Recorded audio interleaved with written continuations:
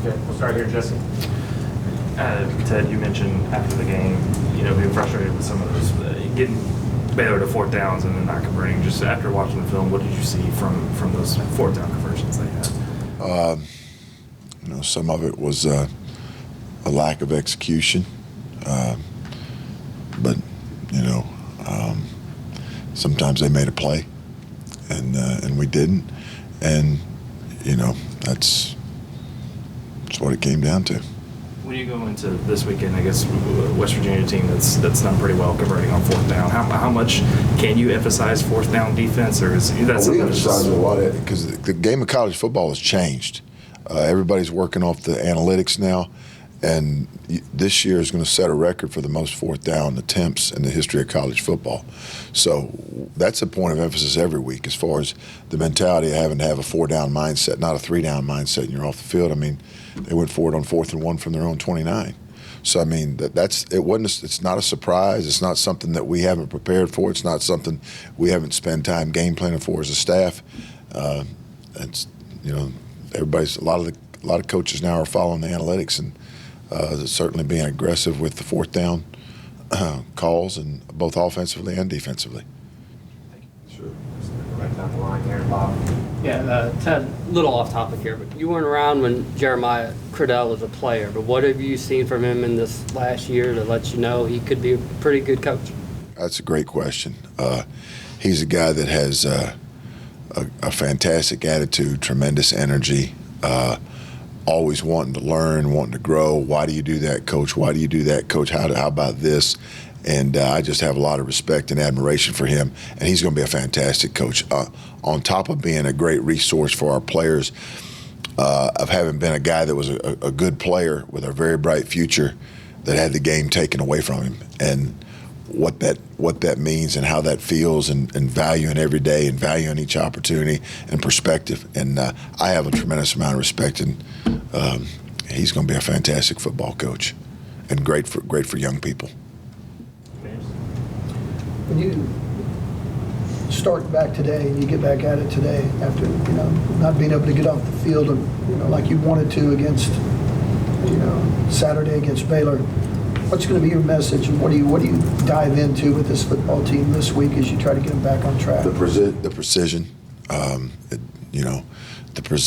precision and all the details that go into the finite details that go into being able to execute at a high level.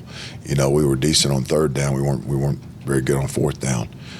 So that part of it, and again, to your point about having a four-down mentality, but also understanding how you play first, second, and third down affects fourth down too, and it all goes together. It's all a piece of the pie, and it's interwoven. So that everything we do is important, and it's got to be with the precision and extreme detail. What do you think of Daniels and what they're doing at West Virginia offensively? I have a lot of respect for them. He throws a great deep ball. Doesn't panic in the pocket, and he's done a good job and throws under duress too. He hangs in there, trusts his protection, and hangs in there and gets rid of the ball, and knowing he's, regardless of the situation, type of pressure, no pressure, whatever it is, he's a tough, gutsy competitor. Sure. Ted, you've coached a lot of years. What's the difference? And you can talk a little bit. Sorry. That's okay. I feel like I'm 100 now. Wasn't Eli this time? We're just aging. I know. We had to pass it down the road. That's all right. No problem. I was expecting it. I wanted to ask you, can you talk a little bit about the difference of recruiting when things are going really, really well versus when maybe you're struggling a little bit? What's it like as a coach when you're talking to these recruits? How big a difference is there when things are going really good versus maybe now when you're seeing a 5-4 team? It's certainly something that you deal with. It's because if you don't bring it up, the people you're recruiting against will.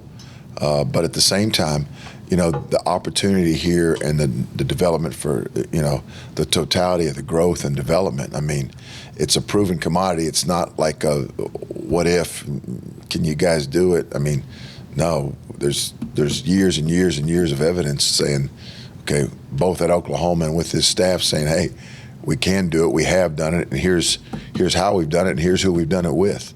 So understanding the totality of the experience here at the University of Oklahoma, and not getting bogged down in where we are today. That's certainly a factor, and we all want to be better. And but we're going to work through this, and we are going to get better. So it's not a matter of if; it's just a matter of when. And all of us want it immediately, if not sooner. So I mean, that part of it, but and recruiting the right type of people that fit here. From a standpoint of toughness, blue collar, family, discipline, accountability, all those things, that work ethic, all the things that go into being the right fit here. And, we've got a great recruiting class put together, and we're going to continue to add to it, and we're going to be fine. We always look at the coach-recruit relationship and how those relationships are built. What about Brent? What's his message to his staff about recruiting? What's it been like this season? What does he tell you guys? And you have to go, I don't want you to go deep into it, but just what's his message to the coaches about recruiting and the importance of that? To be extremely thorough in finding out everything we can possibly find out from every source about a potential prospect here for the University of Oklahoma. To be thorough and to delve down into it and find out what the makeup is, to make sure it's the right fit, because everybody's not a fit for here, and understanding what's important to that young person, and does it mesh with our beliefs. And at the same time, certainly there's a certain level of player that you have to be, at the bare minimum, but at the same time, he's looking for people that do that, but also fit here within our program and within our culture. And that's the most important thing. The old saying, right? Hey, if you sign a guy, right, you play with him for 4 years. If you don't sign a guy, you only play him once a year. And so the things about getting it right from the fit standpoint, and again, with the certain level of performance and measurables and all that, but just getting guys that would love this place and love the culture here, that fit. Sure. Yeah, Ted, following up on your first answer about fourth downs, how much does that change the way the way that's evolved? How much does it change the way you coach on first, second, third down? And just how have you seen that evolution process go? Has it been pretty gradual, or was it just this year that more people are starting to? I think that you've got to be more aggressive, of thinking it's 3rd and 8 and you're going to drop 8 and let them tackle a check down. It's going to be 4th and 2. Well, now 4th and 2s, go for it in most situations. So I think you've got to be able to mix things and try and keep people off balance, but it certainly puts a premium on your first, second, and third down performance. And then how have I seen it change? I wouldn't call it gradual, but it's not like it's gone from 0 to 100. It's probably gone from like 40 to 100, miles per hour as far as the change in it is how I would. But again, with the analytics and more coaches buying into the analytics, we're going to continue to see more and more of that. It's not going to go back anytime soon. I don't think it's just going to get, more aggressive based on what the statistics say in the book. Along those lines, how have analytics shaped you as a coach, and how much do you buy into that, and how do you balance what the numbers tell you versus just that gut feel? I think you got to have a balance. The books say one thing, or whatever analytics we use in our reports in our scouting system, but at the same time, during the course of the game, you've got to be able to make adjustments, and at the same time, trust your gut. And if you err being on the side of being aggressive, because you usually don't regret those. You have regrets when you weren't aggressive as a play caller. So that's kind of how I see it. Sure. Jordan Kelly's a guy who's popped up on some big plays the last couple of weeks, but it's not the first time he's been out there making plays. What have you seen of him, I guess, behind the scenes and to get into this point this time of year? He's made some nice plays for us, there's no question. Just need for that to happen consistently. and that's the message that for Jordan is to, you've done some really good things, but we need those things consistently, and so looking for him to do that on a consistent basis, and certainly appreciative of the plays that he has made. Where are the places I guess he can get more consistent, or what can he do, Monday through Friday to get there on Saturday? He's working at it.